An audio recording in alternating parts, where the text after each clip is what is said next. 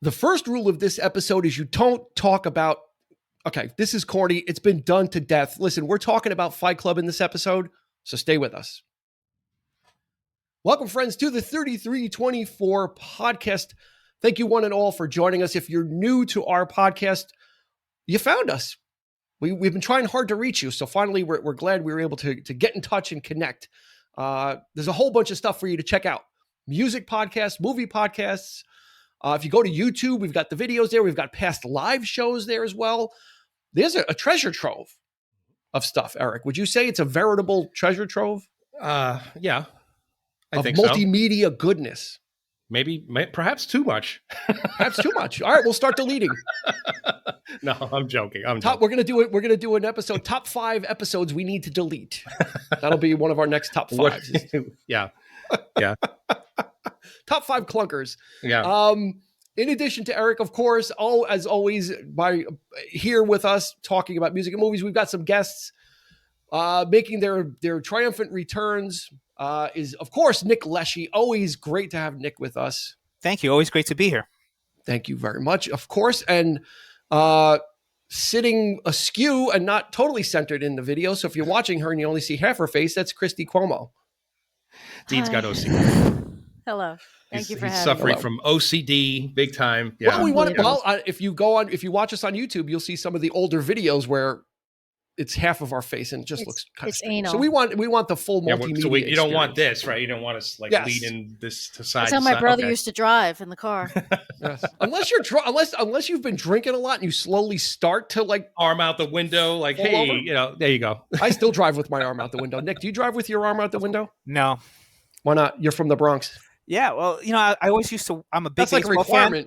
They used to say never drive with your arm out the window. I was never a baseball player, but I was like, you never know. What does that mean? Because if you damage your arm or something in an accident. You're not a baseball player. I know, but it's just it was ingrained in my brain. Don't.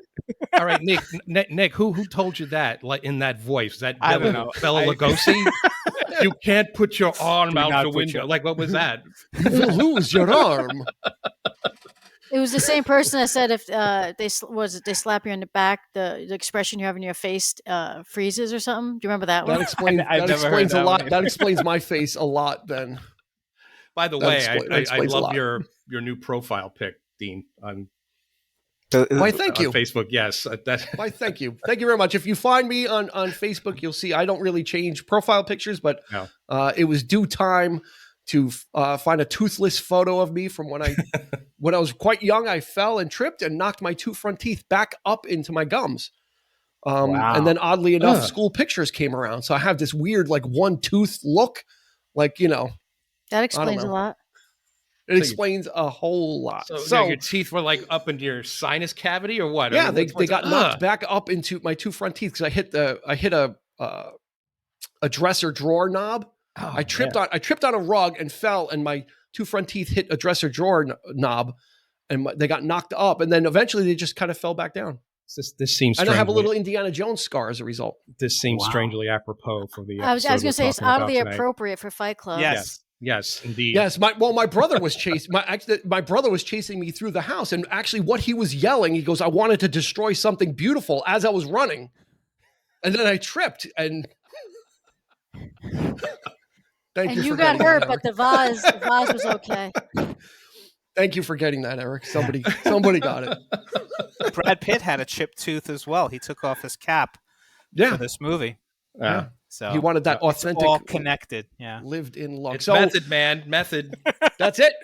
Method to the madness. So we're talking about Fight Club. If we eventually get around to it, which I think we will. We'll start. We're going to be talking about Fight Club. There it is in all its glory. There it is. Mischief, mayhem, and soap. That's what this movie is really about. Is really those 3 things. And we'll get to the stats, and then we'll get right into this because there's a lot to chew on, a lot of fat to chew on. This was released in October of 1999, directed by the great David Fincher. Although at the time he wasn't considered so great yet. I think this one put him over.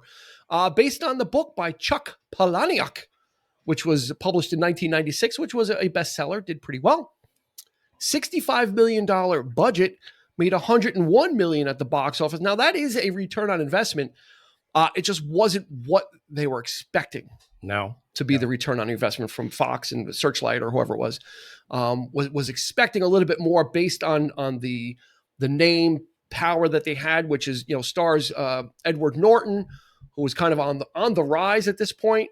His star was rapidly rising. Brad Pitt, who was becoming a megastar, and then Helena Bonham Carter, who was kind of an indie darling, but it kind of, that she brought the right vibe to it as well. Brad Pitt got like $17.5 million out of that $65 million budget. So that was a nice payday for him. But I think it's renowned as a cult classic. Yeah. Would you say now, Nick, that this has kind of achieved cult status? Although, like I said, it made more than it was supposed to. So it did turn a profit. Yeah, I mean, I heard it underperformed. I never saw it in the movie theater. I actually heard the spoiler about it before it came out. And then only later did I find out. Wait. Was that a friend? Who told you? Because that's a shitty friend. No, I was hearing about it, I think, on the news, because apparently Rosie O'Donnell, the week it came out, was talking on her talk show that she had seen it and don't go see it. And apparently she spoiled it. And I mean, that's not why I didn't go see it, but I think a lot of people, I just was hearing about the plot before I even went to see it. So I wish I'd seen it kind of just blind, like I'd seen Pulp Fiction and some of these other movies without knowing what to expect. Sixth Sense. Sixth Sense was another one. Like you need to go in. You need to go in. Yeah, I just think you get more out of it that way. Yeah. So I don't know if that had an impact on it, but definitely it's one that, like, over the years, especially when people can kind of freeze frame it and reverse, so like on DVD and now streaming, I think it just plays to that, where I think people can just kind of watch it over and over again, get new things out of it. So it probably plays better that way. But seeing it on the big screen, I wish I'd had the chance to do that. Yeah, Eric, you're famously renowned for not having seen this film very often, if at all, right? And you're going to be approaching this from a different. Possibly different headspace. This was actually the fourth time I've seen it ever since it came out. So it had been a good 15 years since I had seen it last. So you didn't initially see it when it came out, though, right? I did. I saw it in the theater. Okay, so you did see it in the theater with our friend Andy. Okay. And I distinctly remember the first thing he said when it was over was, "This movie was brilliant, but there's going to be a lot of problems with this. I can see a lot of people getting, taking this movie in the wrong direction." Copycat. Copycat. It. Yep. Okay. Christy? I did see it in the theater. Loved it immediately. I do agree with you, Eric, that there, after, and even more in hindsight as I'm older, there's a lot of problems that could come from this movie. One of the things was that they actually, I think isn't it pronounced Palahniuk? Is actually his name? Palahniuk. Palahniuk, I think. The author. The author. We'll call him the author. His brother, I think, was like an engineer or something, and actually knew how to make bombs. So they purposefully, and he didn't write the screenplay. He refused to write the screenplay. But when it was all being worked on, they purposefully, like in the book and I guess in the screenplay, didn't put the exact recipe for it, because they did realize that it could be a little bit problematic. But I definitely think this is a cult classic. I think Leonardo DiCaprio told Martin Scorsese this is like a generation Citizen Kane. In terms of just the ending and when everything's revealed. Yeah. Yep. But I've seen this movie countless times, well more than Eric. It's been a lot more than 4. Hey, yeah, I saw it in the theater as well. As I've said in the past, I'm one of those people that I don't go in trying to figure stuff out. I go where the story takes me. And sometimes to a disadvantage, right? Because I don't try and like figure stuff out. I take things at face value, and I guess that's one of the. I guess it may be a good thing. So I'm not trying to. If I'm trying to second guess and figure out a film, that means I'm taken out of it. That means there's something that's distracting me, and I'm coming out of it and nitpicking it. With this movie, I was totally into it just because of the story and the dynamic and the characters and the pacing and all that great stuff was kind of move. It moves, it keeps you moving, and it doesn't give you a whole lot of time to think, because there's the narration and there's just all these different dynamic stuff that's going on. There's some special effects going on. There's a lot of different things happening in the film. So I remember at the end was just like, what the hell just happened? Like what, you know, even what, like Sixth Sense was a twist ending, and this was not really a twist ending, because you know it was like a third act reveal, and then it had to resolve itself. But it was still at the end, you're just like, you know, I still don't really know what happened, you know. And you can credit, I guess you can credit David Fincher. And you talk about cult films. He is known as such a big director, but this was Fincher's fourth film, right? Yeah. His debut was Alien 3, which got savaged, which in hindsight is probably one of the best of the sequels outside of Aliens. Yeah, he wants nothing to do with it. But yeah, it has its problems. Not Fincher's fault, though. It's but right. All those Alien versus Predator and all that other. Oh, yeah, of course. Like yeah. Alien 3 kind of is like, okay, yeah, it's got the Fincher. What would be some of the Fincher style? After that, he did 7 in 1995, which is still his best, I think. At the time, a cult film as well. It's got a little bit of that twist ending too, right? It's got a little shocker ending. The Game was when I caught up. I saw The Game in the theater in 1997. Another That's twist. He was kind of like on that same track. Another twist ending with the great Michael Douglas, and that film didn't do anything. Interestingly enough, for seven, Fincher accidentally received the ending that we see in the film, but they weren't going to use that, and him along with Brad Pitt advocated hard for it, to use that ending, which is why we see that ending in the film 7. They wanted more of a happier ending. The movie studios, they didn't want what we see, and it would have ruined the movie. Absolutely. What is it? So what was the original ending? I think it was like, "What's in the box?" and it was puppies. Yeah, maybe it was like a kitten. Like was that the happier ending? It's like. I don't know how you put a happy. I don't know how you put a happy ending on a movie where it rains the entire time, but the sun comes out. Exactly, it's the sun in a box.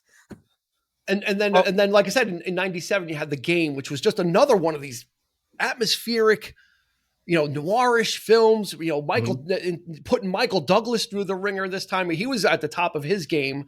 He was in his career renaissance in the 90s, Basic Instinct, and just all the great stuff he was doing. So another great film that didn't do a lot, right? So now comes Fight Club, which is probably the biggest budget thing he did. The two of the biggest stars at the time, with Brad Pitt had just come off of Meet Joe Black, which was kind of a failure.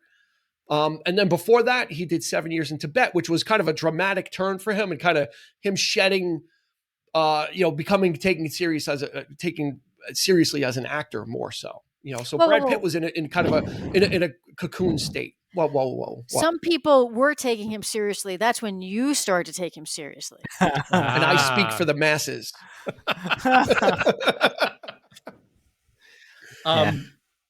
One of the things I took away from the film is it challenged me in the sense that you're required to do some of the work. I like to think of it that way.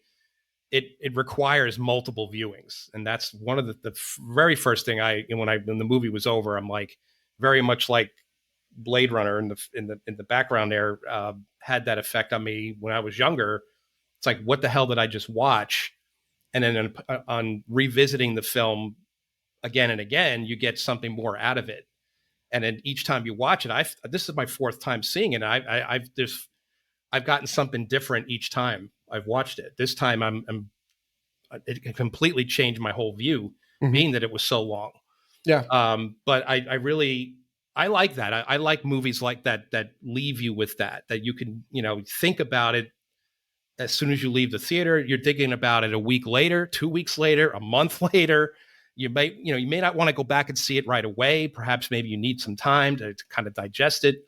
But this definitely had that kind of effect on me. And I remember the one thing I think I told you, Dean, the first thing I thought of was like, I wanted to go home and take a shower after I saw this movie, because it just makes you feel so and I mean that literally, like, because it's so dirty. You know, Fincher has that knack of really putting that out there and really taking that neo-noir aspect and pushing it over the edge where it's so visceral and so like nasty, and it's like very uncomfortable. And the thing I love most, I think, about this film is the fact that I love it, but I don't like it. If that makes any sense. Like it totally does. It's not a movie that you like to watch, but you're compelled to watch. And when you're engaged. So yeah. So like I don't visit it very often, but I'm glad that I do. And I'm glad that I did, you know. Do you think because you haven't seen it in 15 years, and 15 years is a long time where as an individual you grow or your viewpoints change? Absolutely. And so when you watch a film like this, because I can say the way I watched it when it came out in 1999 and the way I've watched it over the years, like you have different ideas or views on how some of the topics that are in this, because there's a lot of things going on in here that are much like when we talked about American Idiot, that are very relevant to today and to the times and important to our society today. So absolutely. But before we get into just a little brief, some behind the scenes, little brief history. Before Brad Pitt was secured, the producers were actually looking at Russell Crowe. They really wanted Russell Crowe for the Tyler Durden role. He might have been able to. I think Brad Pitt brings a different kinetic kind of energy to it. Russell Crowe's, even back then he was kind of, he was more methody. I think Brad Pitt is a lot loose. Russell Crowe's a lot looser stiff. of an actor and kind of lets things fly, It's and I think that's what that character I could kind of see it. To me, he does kind of look like a beefed up version of Edward Norton, I guess, in a way. Like back then, Russell Crowe was pretty. I mean, if you remember him from like Quick and the Dead era, he was, he was fit. He wasn't the big, Hulk, I'm not talking about now, but I'm talking. But even then, he was still. He was for the Brad Pitt role, not the Ed Norton role. Yeah, for the Brad Pitt role. Yeah, no, he's too stiff. He's not. Brad Pitt has like a lightness that he brings to every role he does, where you can kind of get a sense of his personality. And I think that's the personality that Tyler Durden needs. Yeah, you feel there's a little improv edge there where it might be able to go with anything. Now, Nick, this is interesting. Helena Bonham Carter was certainly not the first choice. She was actually the last, and the very first choice was Janeane Garofalo. From SNL. I didn't know that. Yeah, what do you think? And she's got that snarky, cynical edge to her, like that. That's kind of especially back in the 90s. That was like her kind of thing. Yeah, was that snarky edge. Now she the rumor was she was uncomfortable with the sexual stuff.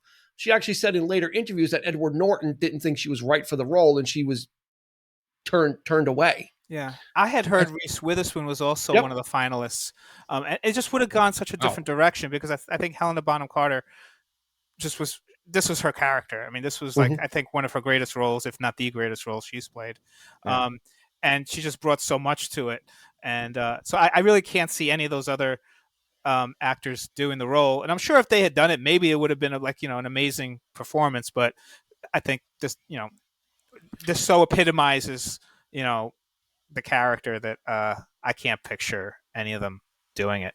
Yeah, I think Janeane Garofalo would have added probably a lot more humor to it than, Helena Bonham Carter. She added some weight to the character, even though she was as snarky. But a little more pathos. But she's also her look is very. She looks like a vulnerable woman, despite all of that stuff on the surface, but yet just her features. She's so like tiny and so. I remember her from an episode of Miami Vice. I don't know if you've ever seen it, where Crockett is like, he was dating this. She played a doctor who was a drug addict, and she was like dope, and she was shooting up without him knowing, and that was a remarkable performance. And so early on in her career, I think she was only like she had to be a kid. Yeah, she was like I think 21, I think at the time or whatever. But it was such a mature, great performance that when I saw her in this film, I was really glad to see that she was cast. And like Christy said, Polaniak did not write the screenplay. A gentleman called by the name of Jim Hewells did, and he's only done 2 screenplays. This one, he considers this a romantic comedy. From his point of view, what he was writing it, he says, I consider this a romantic comedy. It is definitely satire, right? I mean, this is not to be taken seriously. This is supposed to be a satire on a lot of different things. What it is to be a man, a satire on consumerism, a satire on possessions, and a satire on group mentality or mob mentality. There's a lot of things in there. I never thought about it as a romantic comedy, but then when you kind of think about it at the core, it is about those two people. It's a twisted, and it's a very twisted romantic comedy. I'd give it that. And I also heard that it was largely influenced by Rebel Without a Cause. Yeah. Do you guys see that? There's a couple of parallels. There's some other films as well that were taken. Rebel Without a Cause was one that was cited. Okay. So it's got some DNA or some echoes of some of these other classic films, because it is kind of a love triangle, right? Because you've got Tyler Durden, you've got the narrator, which is Edward Norton or Jack, whatever you want to call him, and then you have Marla Singer. So it is a love triangle. It's just that the narrator doesn't realize he's in the love triangle. Right. You know what's funny about this film, Dean, is it just dawned on me. We did Goodfellas, we did Raiders, and we're doing Fight Club, and all these films in common have one leading lady. There you go. Which is odd, right? And each of them, the movie does. Is it odd or is it the norm with these types of maybe, films? I don't know. Is that, but it's definitely a theme, and each of these women are tremendous and hold their own in every one of these films. Oh yeah. Yep. The good news, Christy, is when we do Heat, there's 2 female leads. There's Amy Brenneman and there's Ashley Judd. So when we get to Heat, there'll be 2. Well, so we're gonna up it. We're gonna double the quotient. We're only gonna do films from this point on. Don't discount Diane Verona either. Yeah, she's that's true as well. And Natalie Portman. That's a quartet. So we're gonna do that one. So there's a lot of different. I guess there's a lot of ways to approach this film. You know, you can look at it from the biting satire. You can look at it from a filmmaking standpoint and be totally mesmerized. And some of that I was from the beginning. I specifically remember the penguin scene. Mm-hmm. When they're doing the guided meditation and he's in the cave and the penguin walks up and is like, slide, and jumps up and slide. I'm like, at that point, I'm like, what the hell am I watching? Like, I didn't know what to expect, because I don't know how much I remember of the trailers, but they were positioning it as a movie about guys that fight, not boxing or anything, but again, those movies in the 90s were something different. It was a different type of thing. Yeah. But then when you've got this penguin walking up and saying slide and laughing and sliding away, it was just, okay, like, where are we going?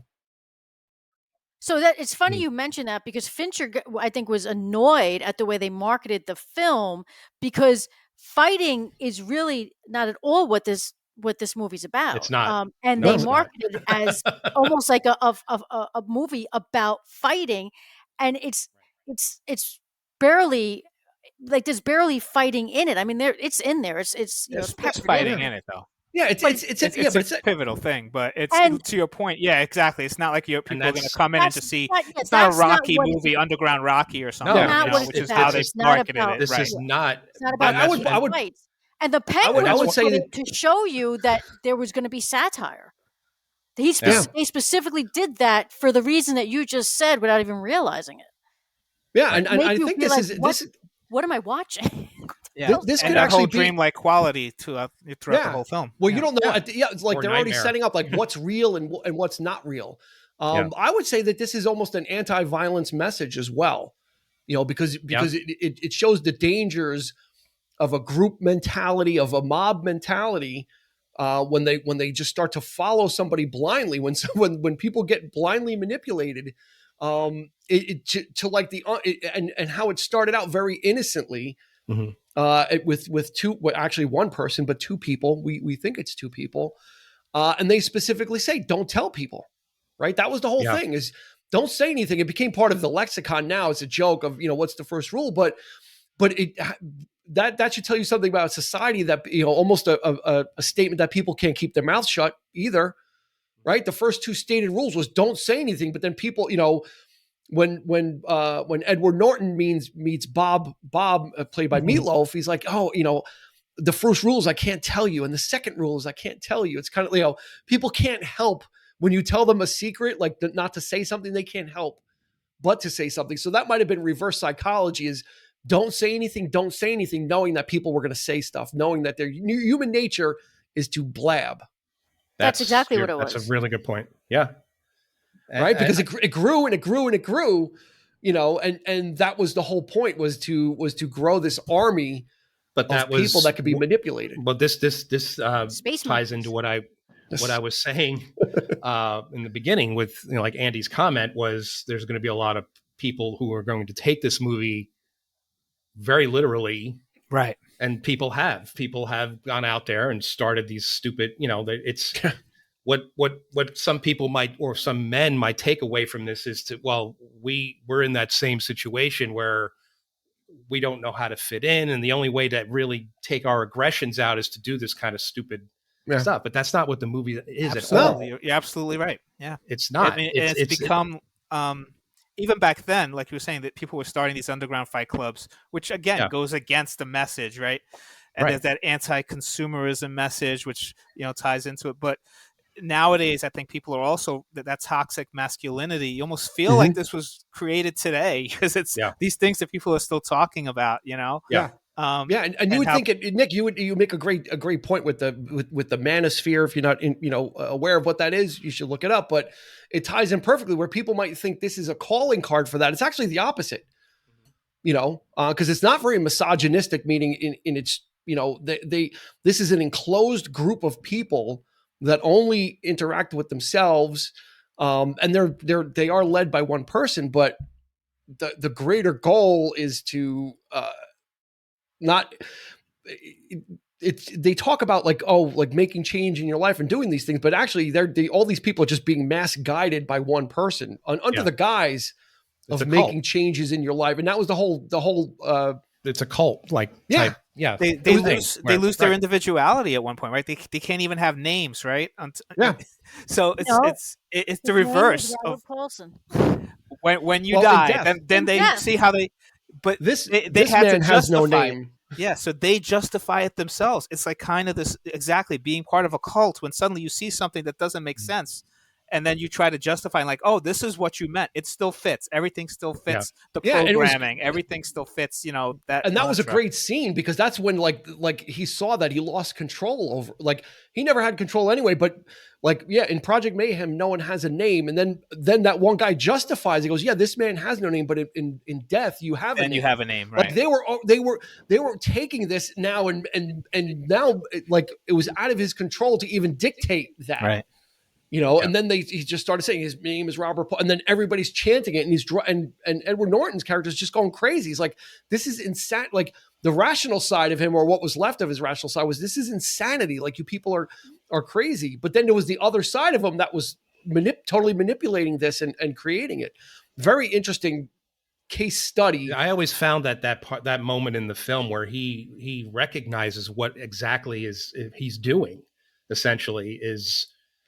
And internally, it's all internal. It's like, this is all happening, in his freaking head. I think I feel like, it's the Fight Club is inside, and it's like, we're all like trying to deal with those kinds of issues. Now, we talked about the names. People, the only names that are mentioned are Tyler Durden and Marla and Bob. Now, all these other people who are nameless, is this all in his head? That's one way to look at it too. Yeah, him going to all these different states and like all these people are like is that really happening? I think so. I think it was that whole dual life where he didn't realize exactly what he was doing, not understanding the reach. He thought that Tyler Durden was just a friend, this cool guy that he kind of latched onto. Yeah. Who had some really cool wisdom and some pop psychology about what it is to be a man, and don't let the things you own you. this, we'll fight, and it was kind of fun, and then it developed into something. And meanwhile, this was his other aspect of his personality that was looking for that change in his life, right, Christy? It's funny. It's the complete opposite of his Primal Fear character, who knew he was creating a double personality. But in Fight Club, and I agree with Dean, I think I don't think he's imagining all these things. I think he's struggling with this multiple personality, and that's why when it finally clicks, when he's like, put your tray tables up and your seat in the upright position, when he sees, when it all starts to piece together, and he's like, holy shit, I'm Tyler Durden. And it all comes together. It's like his psyche is now battling this internal conflict he's having. Mm-hmm. But I think it's all really happening. At least I never thought he was imagining it all. Yeah, and Bob's death is squarely on the shoulders of the not Tyler Durden, but it's squarely on the shoulders of the Edward Norton character. Okay, because when Eon, the actor's name is Eon Bailey, the first space monkey showed up, and he's standing out on the porch, and they're like, "Get out of here! It's not going to happen for you," and this, that, and the other thing. And then after 3 days, he gets in, and Meatloaf's character is standing out there, Bob, and Tyler Durden comes out. It's not going to happen. You're too fat. You're too old. And he packs up to leave. And right? He walks down the steps. I think he makes fun of he's thinking your tits are too big or something. So he packs up to leave, and Edward Norton's character runs down the stairs and stops him. Yep. What we don't know, but what happens is he obviously explains, if you stay out here for 3 days, we'll let you in. Just take whatever we do. But Bob was never meant to. See, Bob walked away, so he was never meant to be in that program. And that his death is squarely on Edward Norton's shoulders. Because that's true. He should have. If he walked away like he was supposed to, because he couldn't even take the initial like badgering about get out of here and this, that, and the other thing. It was Edward Norton that said, "Oh no, just come back and just stay here. We'll hit you and we're going to do this, but then you'll get in." But then think about it. That person was not, and he's the only one that died. No, think about it this way. But Bob also is aware that. So we see Brad Pitt telling him, "You're too fat, you're too old, your tits are too big," and then we see Edward Norton come and get him as Bob's walking away. But to Bob, it's the same person. Yeah, he's just Edward Norton. So it's kind of on him too, because he had to at that point be like, "This guy's fucking crazy." Like he just like yelled Marla. at me, told me I'm too old, I'm too this, I'm too that, to get off the porch. Yeah. And then he just ran after me and told me, "No, wait, stay. You'll be okay." Same thing happened to Marla, right? I mean, when Tyler's not here, he's like, "Who are you looking for, Tyler?" He ain't here. So she just like looks at him, like turns around and walks away, like, what the, But I think everybody must have looked at him as this crazy guy, but so charismatic that we have to follow him, right? Because those first people that just see him beating himself up in the parking lot, and yet they're drawn to it and they start fighting each other with Fight Club. Yeah, right? Yeah. They're like, "What the hell is this?" And then when they see him getting beaten up by Lou, just pulverized, and yet you know what I mean? Like they don't walk away. They don't, So they're like, promise me, Lou. So I think they must. You don't know where I've been, Lou. You don't know where I've been. It's a inspired piece of casting too. I mean, Edward Norton's he's a very thin guy. He's very small. Yeah. You never look at this guy and say he could be the leader of this thing, and he could whatever. So he actually lost like 20 to 30 pounds to play, because he was coming off American History X. I believe it. He was like 20 to 30 pounds to look. Yeah. So for him to essentially create a sexier version of himself, a charismatic version, like and Brad Pitt. That's where Brad Pitt's casting comes in. Nobody else could do that, because Brad Pitt was he's. And I think that's what threw everybody off, right? I mean, you go into the movie seeing these two characters, right? Eric, that's not was. Oh, okay, he still is. Yeah, is. I have to say, currently. Hey, man, He's like 60. Time in Hollywood. He's like 60 years One old, of his and greatest roles. Yeah. Let's put it this way: he's aging very gracefully. He's doing great. He's on the same. He's on the same aging trajectory as Robert Redford. He's going to age exactly.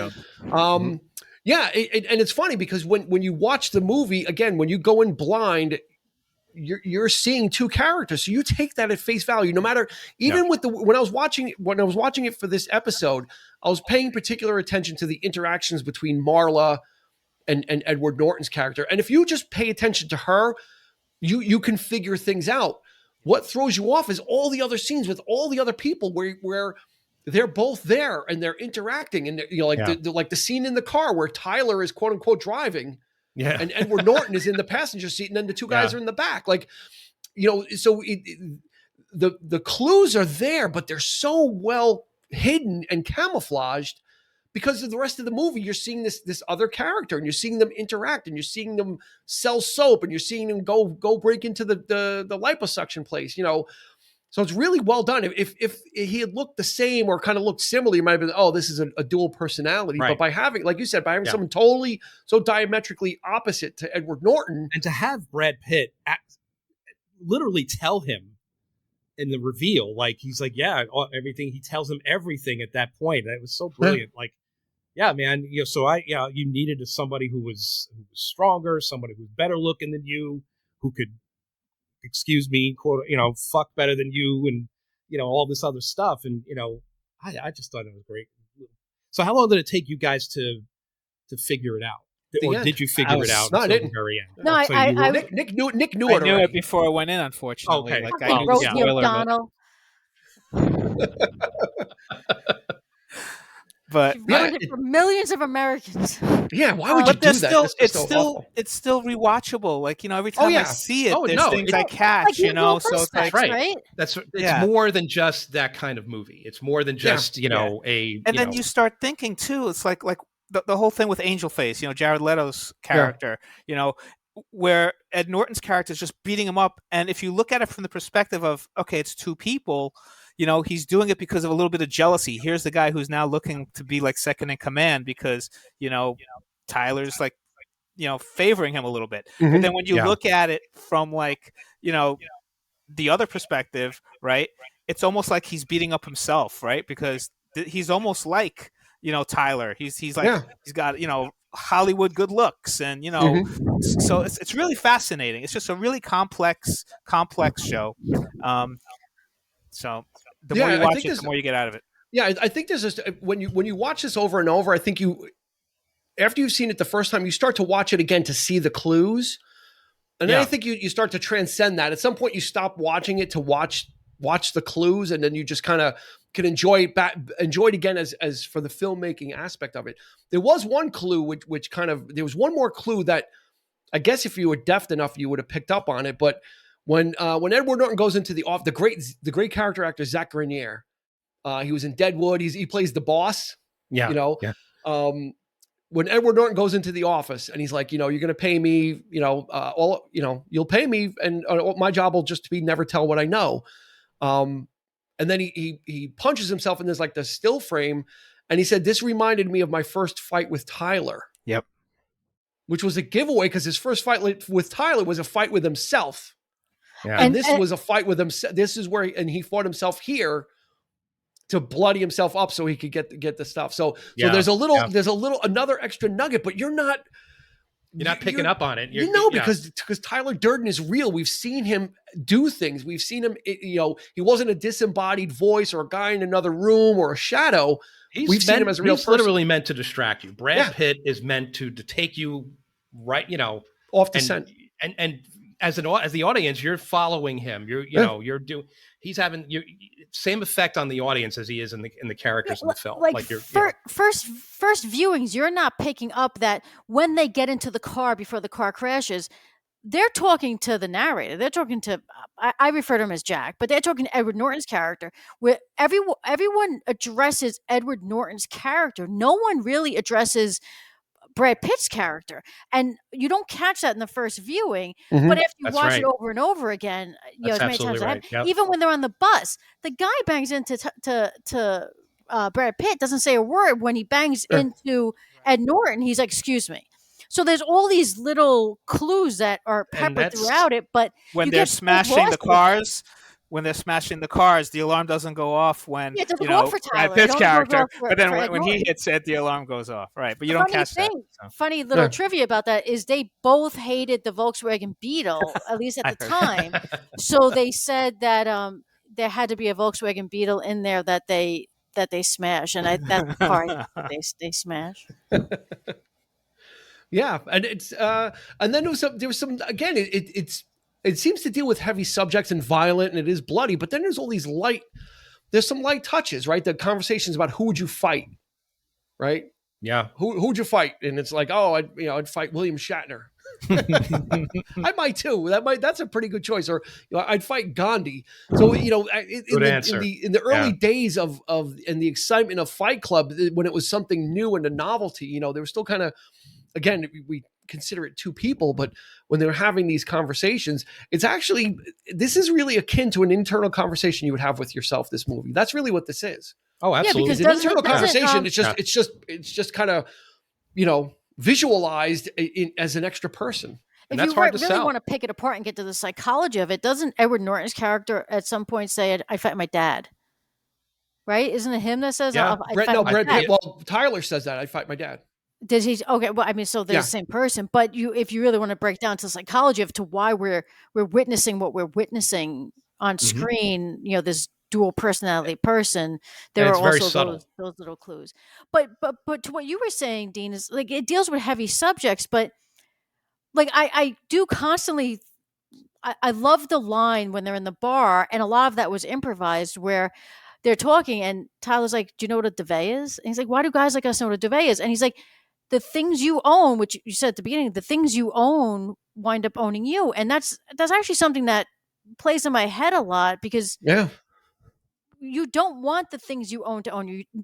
These possessions we have should not be the most important thing. So as dark as a film as it is, there's a lot of really good messages in it, which is why there's some truth in there.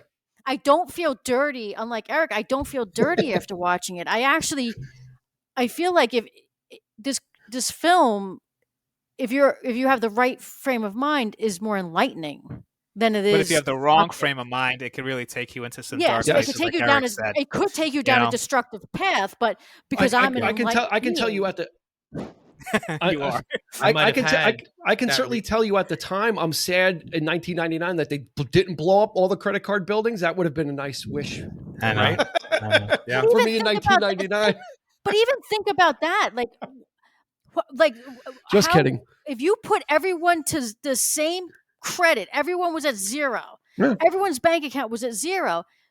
It would be chaotic, but if everyone was equal, well, that would change a lot of things. A little misguided. It was a misguided thought. But the funny thing is in the end, and you think you go through this whole film with really, you don't really know what the point is, right? We don't know what the end game of this film is. It's just these things happening, and then he finds out he's got a split personality. Then he finds out there's going to be these bombs. Yeah, he ends up executing the plan despite himself. Like, he tried to stop his own plan, and actually didn't do it in time. When he effectively killed Tyler, it was already too late, and it was just kind of like this weird ending where they're just kind of holding hands, and he's like, "You met me at a really strange time," and then like all the the TRW and all these buildings just kind of collapse. Did he do it just to get her back? No, I think it was the whole all these Project guys Mayhem brought her back though, but she was ready to leave. He put her on a bus, but then that's where my theory of like these guys being in his head comes in, because they are the ones that are there. He didn't go get her. These guys grabbed her and brought her to him. Well, because Tyler directed her, not Edward Norton's character. Tyler is the one that's attracted to her, right? So that's where the rom-com thing comes into play. Yeah. It's like all this, like you say, despite himself, he pulls off the plan, but he gets the girl in the end too.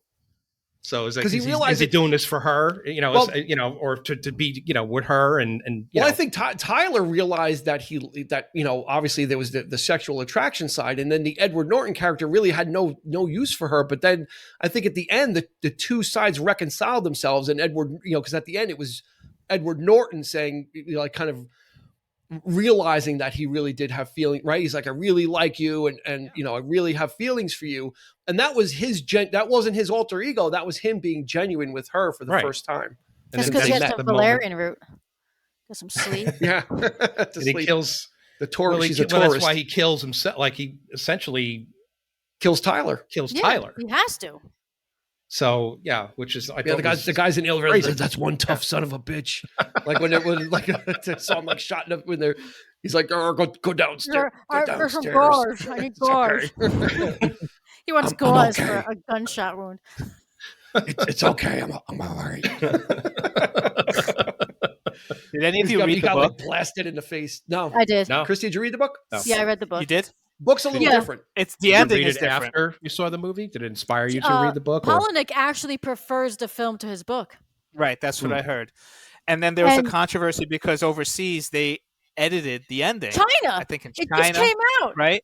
It just came out like And 2 they- years ago. They changed the whole ending. They changed the ending. The buildings don't fall, and it's He gets just like a arrested. little, He gets arrested like and he put in a goes- mental institution. which is closer to the book because that's what happens in the I know, book. He but it's goes like- to a mental, and it could maybe play into Eric's theory that maybe this is all it was in his head. But the ending in the film is perfect. I mean, that's the building's falling. It's nihilistic, you know. It's They make the statement. They make the statement they wanted to make. Seven. It's Yeah. kind Well, of that's like the thing. Seven. It makes you it have makes to have you this have ending. you could walk away with your own opinion, and that's Absolutely. I think great films should do that, and that's a director's job. I think is to give you that when somebody absolutely wants to, no, it's this and it's only this, and this is the way I want it, and this is the way But I feel like a director's done his job when he gives it to the audience and lets them decide what the film's about. But I sometimes think it's a You know? cheat, though, when you have to watch something more than once to really understand it. This movie, it doesn't go that far, but there are others that I think do. Tenet? But I do like how Tenet, maybe some others, But there's so many details. You can't.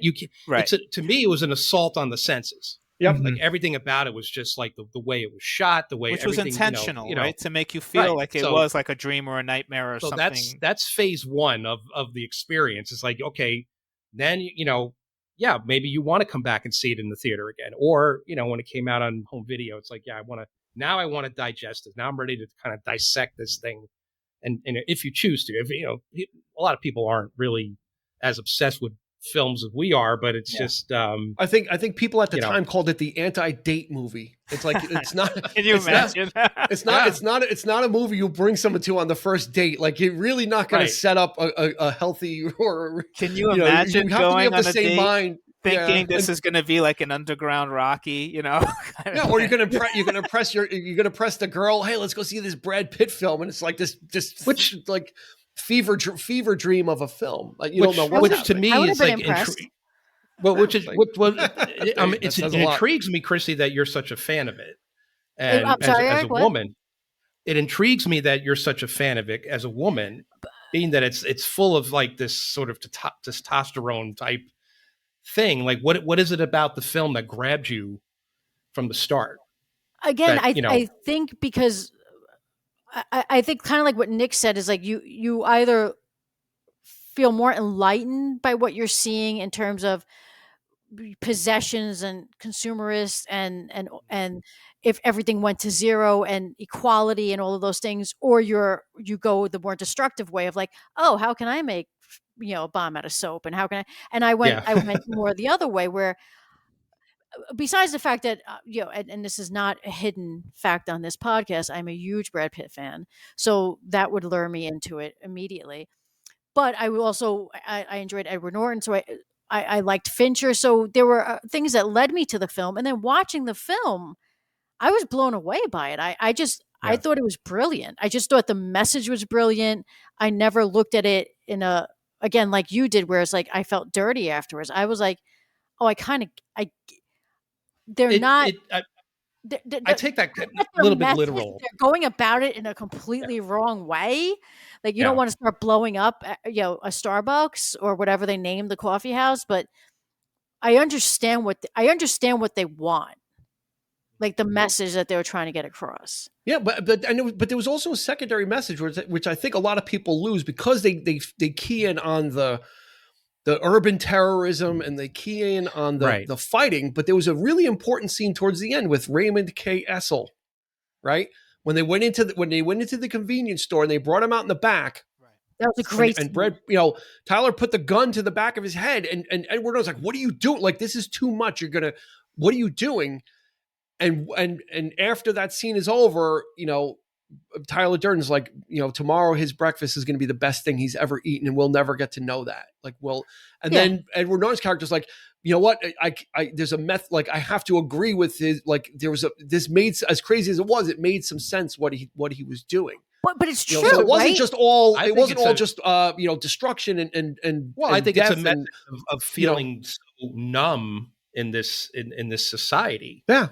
You do these things to feel alive. Like Raymond Kessler would have kept working at a gas station, but now he's going to go to veterinarian school because he had a gun put to his head, and he's scared for his life that he's going to come back and shoot him. Even though when you weigh the two choices, what's the choice? When you weigh the two choices between death and doing something that you thought you couldn't do, is there's really no choice. So there's a lot of interesting messages. That's where it could be. I mean, the message is there, but again, the way it's delivered, I think, is also like that. How do you know that guy's going to go to veterinarian school? How do you know he's not going to be traumatized for the rest of his life? Well, because he's going to check back in a few weeks, or fail to go to veterinarian. So not only does he fail and his Nick, you're so negative. Well, at least if he goes, I think the point was to get him to go. The point is, there's so many truths in this movie. There's so many points that are valid that you're like, wow, that's true. And then the execution is so dark and twisted, where if people do take it literally, that's where like these men's rights people kind of are embracing it, and you have all this kind of, it becomes dangerous. It becomes where it's like you can take it to an extreme. You don't have to put a gun to somebody's head to make them change their life or see their way. Of course not. But but I'm just saying that's where this movie is like, it's so it could great. lead you down that. But it could if you take it and say that's true. We need more people like Tyler. We need to go in and just punch somebody in the face so they realize what reality is like. No, you need to take the message, but leave the execution to the side. That's what I mean, Christy, about feeling dirty afterwards, because you're I knew better, of course, when I seen it, I'm not going to do these things, whatever, but I could totally see somebody doing, this is some risky, Yeah, like Nick seemed to be started underground fight clubs and they got arrested. Yeah. And this came out before Columbine, which was problematic. Yeah. Columbine was in April, so the testings were done before, but it was filmed before Columbine. This came out in October. So it's very, and then a couple of years before 9/11, so those buildings coming down and everything, it's like Nick seemed to be very worried whether or not this guy was going to get a financial aid and get into veterinary school. It seemed like he was worried about the very esoteric things, and not that he was going to go to school. Like, what if he doesn't get the grant? What if he can't afford the books? And now he doesn't have his driver's license. He can't register without the driver's license. The wall, right? When he closes the door and you see the human sacrifices, all those driver's licenses that he took, right? Yeah. So all those people went through the same thing. So he called were they quote unquote helped? Right? Yeah. So were they? I don't know. They all had breakfast the next day. That's it. Or did they? Were they too paranoid? Were they too paranoid to enjoy their breakfast the next day? Were they sick to their stomachs and living in fear? I don't think they had a great breakfast the next day. I'm sorry. They're like, well, he took my license, so I need to move to another town and change my name. Well, they certainly couldn't drive to college and stuff. They were human and he sacrifices. Can't register to vote anymore. He can't register for school. He's got no license. They got a whole new problem. They got to go to motor vehicles now. Nick found the loophole. He found Raymond K. Essel's loophole. It was right there. So it was a great scene, though. Excellent. It was. Scene. I love that. It was intense because you don't know. Gun. He just taps him on the head with the gun. Yeah, I mean, at that point though, you don't know what's going to happen because the movie is about escalation. Things slowly escalate over time, and things get more and more out of quote unquote out of control from Edward Norton's point of view. Things are getting out of control. So now he's pulling a gun on somebody. And has it to his head, and it wasn't until after it was done that he saw that there was no bullet. So he was never there was never any threat to it. A fun little Easter egg: the bus scene when Edward Norton's trying to get Marla onto the bus, and like I can't look at the bus. I'll know if you look at the marquee in the back. It's 7 Years in Tibet is playing on the marquee in the back, which was Brad Pitt's film before Meet Joe Black. Probably he filmed that right before. More interesting is they actually had, which is more not interesting. It's not more. It's as interesting. As interesting. Okay. Maybe it's more. Maybe it's more. What do you know? We have to hear it, and maybe it'll be more interesting. It could be more interesting. We'll vote. The other marquees had Primal Fear and what was Helena's film, Wings of the Dove, but they couldn't show it, and so they only got 7 Years in Tibet. The T's actually cut off. but they had all three main actors with films on the marquee. So was that more interesting or as interesting? It's somewhat interesting. I think as interesting. Nick, Kind of interesting. It didn't make it into the film, so mine was more interesting because you can watch it.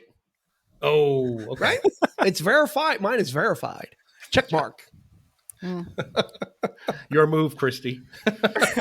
I'll get there. I'm So- playing the board, Eric.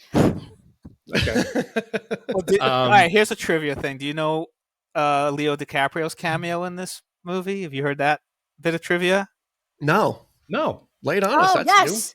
Yes. All right, he's the, go for it, he's Christy. the Titanic breath from the Penguin. The breath in the penguin was taken out of Titanic. That's Leo's breath. Oh yeah. new. Oh, really? Wow. Yeah, Dean, Excellent, what you got Christy. now? You know everything? So wait. So the penguin, the breath. CG penguin's breath was the In that same scene. breath as Leo in Titanic. In Titanic, Correct. when there was room Okay. on the raft, Yes, on the door, the floating door. Okay. where she a lot obviously of- could have saved his life, but chose not to. Did he get? So did Leo get credit for that for penguin breath? That sounds like a royalty. bad Batman. That sounds like a Batman affliction. You have penguin breath. I don't think he wanted penguin breath. Yeah. There's one person I want to give a shout out to in this Okay. film, and is the DP, Jeff Cronenweth, who did a remarkable job. Yeah. And had such a great look to the film and such contrast. I noticed there are scenes that are more sort of vibrant. Those like really overly contrasted colors come in, like green and reds, like that are just so exaggerated and bright that and that could be a tell too, like in certain shots of with Brad Pitt, like that like could the be sex scene. yeah, but there are things like how that you take a photograph and you really go high on the contrast of the photograph and it's distorted, right? People have done it on album covers and such, where you don't even recognize the picture anymore. It's sort of because it's so like. I feel like he did that a lot with the color, the color palette of the film, which I thought was really remarkable. His dad was Jordan Cronenweth, who shot Blade Runner. So see, there you go. A lot of the I could influence see there. that. Yeah. There you go. Well, you see that Edward Norton has a particular color palette. He's pretty much always in his white work Yeah. outfit, and Tyler has just more of these, all the flash, all the different colors. He, especially at the end, he's wearing like this really colorful tank top. I mean, Yeah. the Hustler shirt is one of the iconic pieces of wardrobe that he wears. That red or maroon leather jacket. So Yeah. the character himself is built to be what Edward exaggeration Norton's of- character yeah. is not. He Yeah. is drab. He is IKEA. Right. He is very flat. Yeah. And then he meets this person who's very dynamic and wearing sunglasses inside the plane and just really cool, So yeah, he's drawn with a much more exciting palette, and there's a lot more. You're allowed to have a lot more fun with the character, and then Brad Pitt kind of just plays. I think that helps. I think the wardrobe and I think the style of the character. I think it really helped Brad Pitt bring that like extra panache to the character. Like that's what he's got. Like he's as weird as he is, he's just a really likable character, even though he doesn't really do great things. And he's very, not very nice to Marla. It's like, don't mention me, don't talk. But then he's got this charisma to him that you're drawn to. And I think that's the whole yin and yang of the character. And I think that's why you buy in that he's a real character, because there's no droplets of Edward Norton's character in there, or he does a mannerism that there was no tells like that. Those characters are drawn totally separate. Yeah. With a clear dividing line of Edward Norton is absolutely this and he is not that. And likewise. So, Eric, do you feel dirty after watching this because you like Tyler Durden and you're like, you don't want to? Could be. No, seriously, Could be. because No. to Dean's point, this is That's exactly what I mean. And everybody likes him, right? Even though they Right, see that he's this like he's great. volatile He's guy. entertaining, and because it's a film, and you're like, well, he's Charismatic. not real, so you can just put that to the side and enjoy it. But like Dean said, he's like he doesn't have what a lot the of film- redeeming qualities. He's No, not very nice to psychologically what the people. film achieves is making you look inside yourself. Mhm. Sometimes Absolutely. we all let's face it, we all have a dark side, you know, whether you choose to admit it or not, it's, you know, sometimes we're not as expressive about it. But you know, I feel like this film kind of touched upon some of those, not that I'm looking to be a cult leader or anything like that, or, you know, Brad Pitt said as much. Yeah. He said that he felt that his character was about just in general about people in society being afraid to push through whatever it is. Right. You know, not doing something radical with your life and becoming an urban terrorist, but just in general that fear and that complacency, right? That was what Edward Norton's character was all about, is complacency. He shows up to work, he does his thing. It's he's got a very bland vanilla life, looking for something, but not really realizing it. And that's where his alter ego sprang up, of this person that was able to, and he said that, of course, I'm going to do it and drag you along, is what Tyler Durden said to him. Is like, it's me that's always got to do it. Yeah. You know, but that is an aspect of his personality that's still distinct. You know, those two personalities have not merged yet and have not reconciled each other. Yeah. And what's there's still that battle. You need that balance.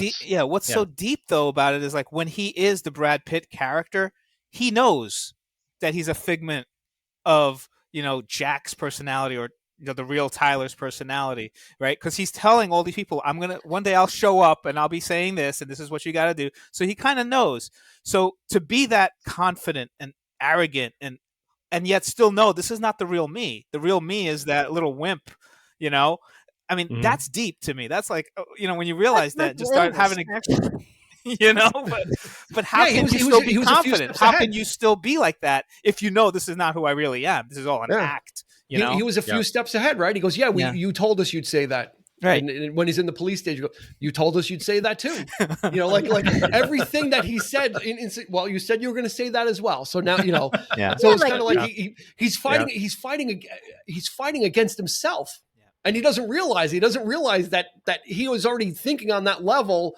That he was his own personality, his own, you know, major personality was going to try and stop all this, and his minor personality was already thinking ahead of that and already knew. He knew better. Tyler knew better the tendencies of Edward Norton's character than Edward Norton knew of Tyler Durden. He didn't really know, like, because he just thought of them. He didn't realize. You're right, Nick, because Tyler has an advantage because he knows that he's not real. Exactly. Edward Norton's character, Jack, or the narrator, always thought that this was just a really cool guy. I'm enamored with him. He does things that I can't do, and I can live he lives vicariously through him, not really knowing he was actually living. He was actually doing it. Yeah. This is a complete non sequitur. Is this the first film to start Brad Pitt eating in movies? Brad Pitt?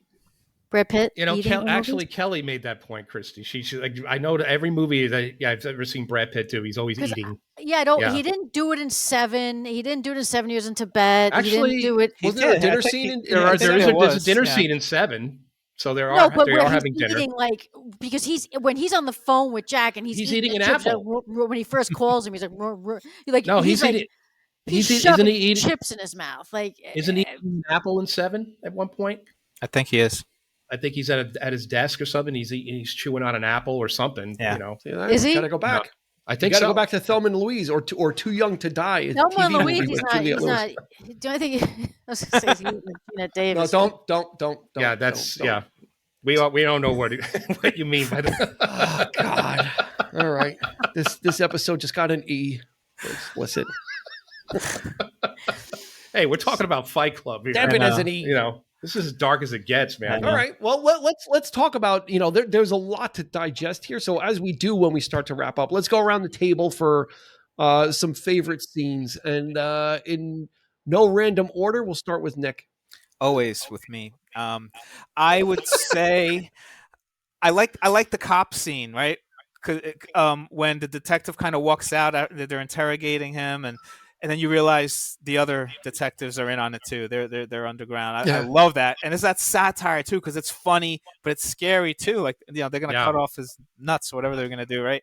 But I honestly, I like everything with Helena Bonham Carter because she's just great. I think she had said that she she was inspired by the late life of Judy Garland. You know, Yeah, which yeah, I never exactly. She saw did that that. until I read that somewhere. And the fact that she's chain smoking, I thought this was a brilliant performance on her part. So every scene that she's in, really, I loved. So those the are my the way picks. Fincher frames her, right, with in that scene when the smoke is coming out slowly, like just the way he frames her as well, just really the camera really loves her in this film. Yeah, and yeah, that police scene, you come if you get up off your knees, you're gonna get a lead salad. That was improvised, by the way.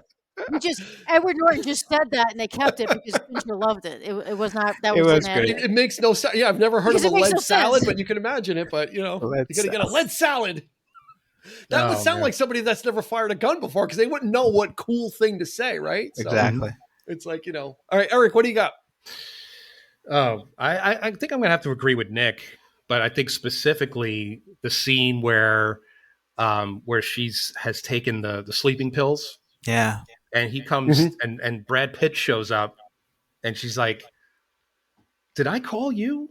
And he takes her out of the apartment, and then the paramedics show up and they're like, "Hey," they're knocking on the door, and she's yelling, and she's yelling back to them, "Hey, she's crazy. She's, she's like wheeling it." And of course, it's a great scene. I do like the sex scene as well, where he, again, Brad Pitt comes to the door. He's wearing the rubber gloves, and he's like, "You want to join us?" That's all. That always. The head of Fox was offended by him wearing the glove, and wanted that edited out. Really? And then they saw the laugh that it got, and they were like, "Okay." Yeah, and they saw the laugh that it got. It's hilarious. Leave it. And Brad Pitt just again improvised, just putting the glove on because he thought it'd be funny. It's hilarious, and it's his delivery in that scene where he's in the doorway. It's just he's picking his belly button. He's got the glove on. It's just so great. That's a good actor. He's really, as Dean pointed out, he didn't take him seriously at first, but this could be probably his best film, I think, or one of them. Yeah, one of them, and especially easily. Maybe top 3 easily. Yeah, absolutely. Yeah, Christy. It's hard because I love the entire film. I would say the scene that Eric was just talking about when she has the lump and Brad Pitt goes there the first time, that it's just a really good scene between them when he's dancing. It's very loose, and it's just when the ambulance comes and then she's yelling at the paramedics like that. She's a waste of human like a human waste, which happens to be on with the soap when they go to the to steal the liposuction place.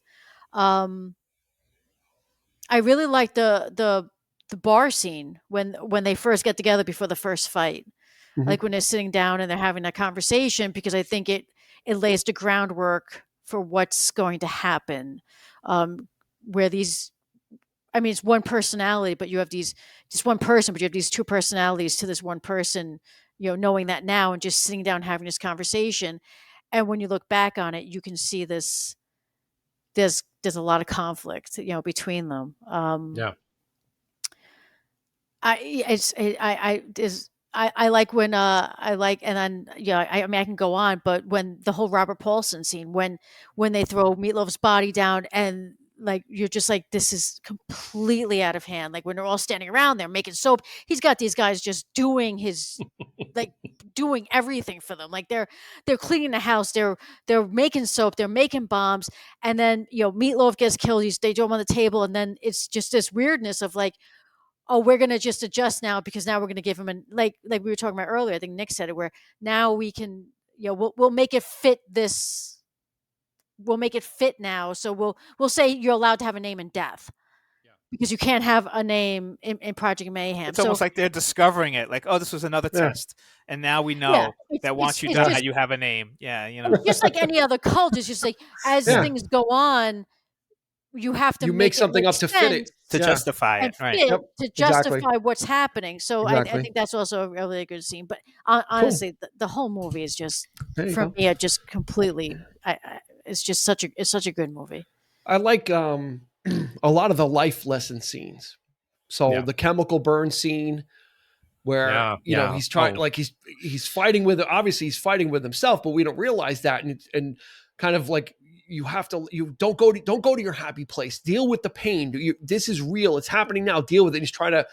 He was trying to zen out, realize you're going to die. Like, you have to realize it, that you're going to die. And then the scene, like I said earlier, in the car, there's a lot of these scenes of you got to lose, I've been trying to tell you, you have to give up control. Stop trying to control everything. Like, his alter ego was trying to educate him that way. He was trying to, so I like those scenes, because a lot of the other scenes between Brad Pitt and Edward Norton were kind of somewhat comical, or they're living in the house together, so there was some of those intense scenes, and most of them were like those life lesson scenes that Tyler was trying to show.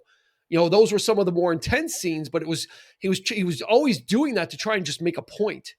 It was always about just trying to make some type of a point to him, and it was his alter ego trying to bring him closer and bring him out of the shell that he was in.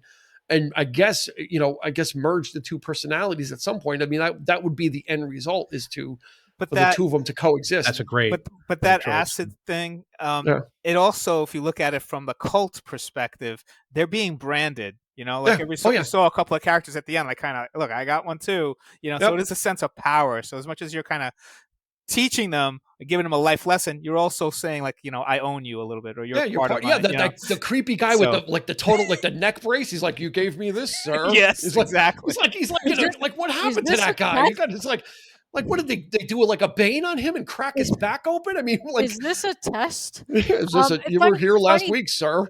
Funny thing about the chemical burn scene is Brad Pitt didn't want his parents to see this movie, and so I think he, if it's true or not, showed them that scene, and then they were like, we don't want to watch this movie.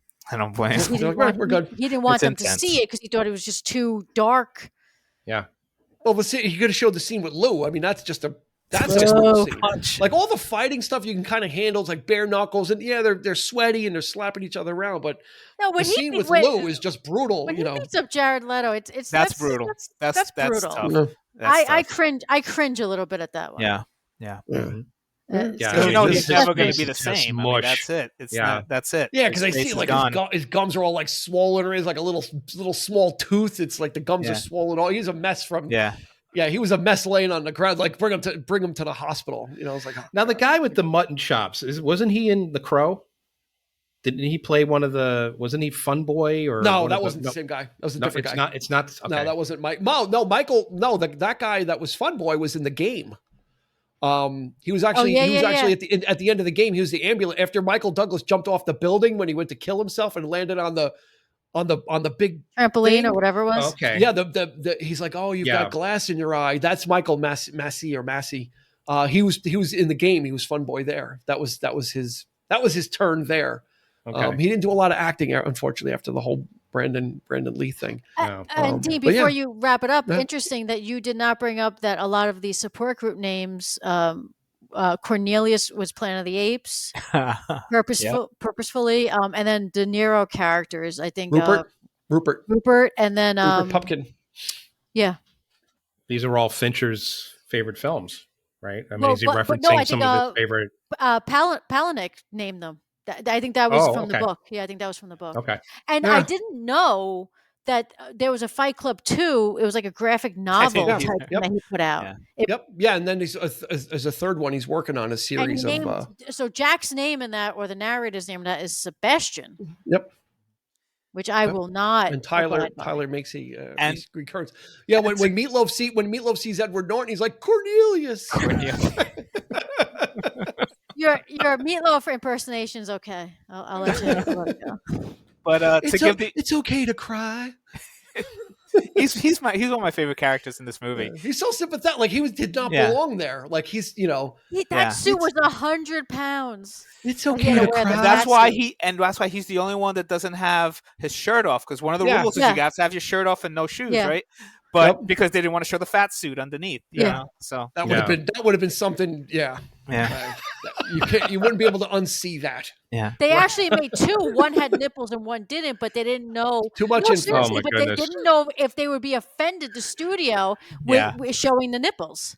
Amazing. I think they used both. But men have nipples. Yeah. Do they? It's okay. All right. Duly noted. But the author. Let me go check. The author deserves credit, though, for inventing the cigarette burn phrase, Yeah, that's which not I an always actual thought term. was what it Yeah. was called. That little thing that you see on the Yeah. screen of When 35 they're changing the millimeter reels. films, which nobody ever makes or projects films like that anymore. But they inserted the director inserted like little clips throughout, little one shot things, and in the beginning, apparently there's 4 moments where you see Tyler's character. I've only Yep. caught Yeah. 2 of them. I don't know if the rest Yeah. of you caught the other ones, but I think it happens. It happens so fast. four The times. obvious one is in Yeah. in that group meeting where you see him for a second with his arm around one of the people. But And this that's is really great. early on in the film Yeah. too. Yeah, right It before happens before real they time. actually away. meet each other. Yeah. Oh yeah, they start messing with you early. I mean, that's the whole thing. Is you're seeing You're like, oh, what was inserted that? frames. Like, it happens so fast. You're like, what's Yeah. going on? So it Hang- jolts you. It's like the penguin, making you Yeah. realize, okay, something's off. Something's you not don't right. know. Yeah, you don't know what. And then the plane splitting in half when he's talking. Like, there's just so much visual stuff to chew on. That you're like, I don't know, I forgot who said it, but yeah, you're almost off balance because you're trying to take in the visuals, but then you're also enjoying the story. The story is a whole other thing. So that's how I think it's kind of like look over here, like a misdirection. So you're not paying attention, and maybe if they didn't have all these other things, you might have been able to pick out It was chaos. what the twist is. But yeah, because it's so chaotic and so visceral that you're just trying to keep up with the story and pay attention, and then at the end you're like, what the hell? I remember I was like, what the hell just happened? Like what happened here? And to Nick's point, it was a movie. I don't know if I saw it twice, but you want to go see it right away. Oh, just to experience it again, not to pick it apart, but like, what was all of that? Like, what was all this? Yeah. I think that's a great visceral experience of a rewatchable, like Nick said, like yeah, some of them you want to watch you need to pick out all these little things because you weren't paying attention, or Easter eggs. Yeah. Those are popular things. But with this one, I think just because there's so much to watch and so much to take in, like visually or paying attention to the message or whatever, that it does bear a lot of repeat viewings for different reasons. Like I said, once you get through the gimmick of figuring out like when did people know and who knew, you kind of move on from it, and then you're just able to watch it as its own standalone film, right? Yeah. Okay. I think that's going to do it. What? Wait, I have a trivia question. Sure. One more. Do you know where this idea for the book was born from? Yeah, he went on a camping trip and came back. He was assaulted or had some type of was beat up or something, and didn't want to tell people at work. No, he didn't want to tell the story of what happened. It's not that he didn't want to tell the story. He went to work beat up, and no one acknowledged it. And he thought how odd that no one. People were like, "So how was your weekend?" he's got like a black eye and he's all beat up, and no one at his job said what happened. And he was like, "What an odd social." thing to work with these people, but no one acknowledging something happened to him. They just ignored it. It's just pretty wild. It's a little weird. That is crazy. Cool. Well, all right. On that trivia note, we're going to end it here. Thank you everybody for joining us. We appreciate it. You can follow us on social media at 3324 Podcast. That's on Instagram, Facebook. Check us out on YouTube as well. We've got video versions, so if you want something playing in the background or you want to show people a cool podcast that's also on video, you can go there at 3324 Podcast on YouTube as well. So we're going to thank Nick for joining us. Thank you so much, Nick. Christy, thank you so much for joining us as well. Thank you for having me. And for Eric, this has been Dean, asking you to please be kind and rewind.